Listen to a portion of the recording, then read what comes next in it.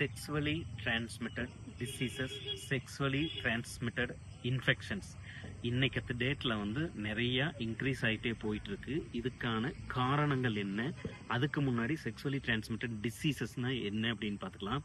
HIV, hepatitis B, hepatitis C, syphilis, chlamydia, gonorrhoea, herpes, இந்த மாதிரி நிறைய ப்ரொலாங் ஆகிட்டே போயிட்டு இருக்கும் இந்த செயின்ல. இதுக்கான காரணங்கள் அப்படிங்கிறது நம்ம ஒரு தடவையில் 100 தடவைக்கு மேலே பேசிட்டோம். என்னன்னு கேட்டிங்கன்னா, unprotected sex with unknown person, இதுதான் மிக முக்கியமான காரணம்.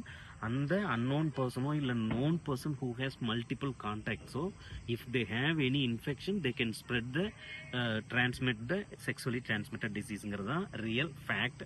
இதில் நிறையா பேர் வந்து நான் மசாஜ் சென்டருக்கு போனேன், என்னை வந்து பாடி டு பாடி மசாஜ் பண்ணதுனால எனக்கு ஏதாவது இன்ஃபெக்ட் ஆகிருக்குமோ, அவங்க கையில் டச் பண்ணதுனால இன்ஃபெக்ட் ஆகிருக்குமோ, இந்த மாதிரி வந்து நான் அன்ப்ரொடெக்டடாக இது பண்ணதுனால அப்படின்ட்டு நிறையா வந்து கன்ஃபியூஷன்ஸ், சந்தேகங்கள்.